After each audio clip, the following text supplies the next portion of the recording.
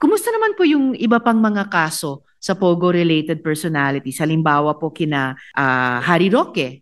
I think kay Harry Roque, since wala ho siya dito sa Pilipinas, wala pong jurisdiction ang korte over him.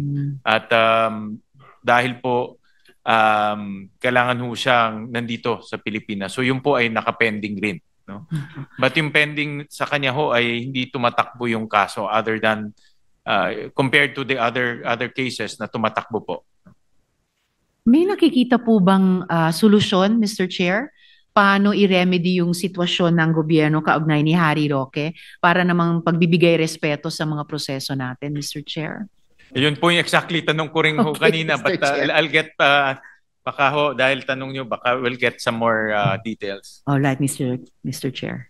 Ang move po ng DOJ, Mr. President, is to move to cancel his passport. So dahil nga may warrant of arrest na ho siya, so ang kanilang ginawa ay pakansela po yung kanyang passport para ma-inform po ang Interpol ng red notice at maaresto siya ng Interpol. No?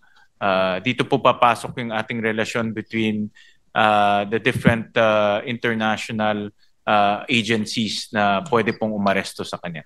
Salamat, Mr. Chair. Para sana naman kung hindi kinakayanan ng isang officer of the bar na respetuhin ang isang warrant of arrest, isang national instrument, di magpatulong po tayo muli sa international community para naman mapaharap sa ating mga otoridad dito. I was advised by the Yes, Secretary and si Prosecutor General Faldon na a matter of time na lang po makakancel yung passport niya.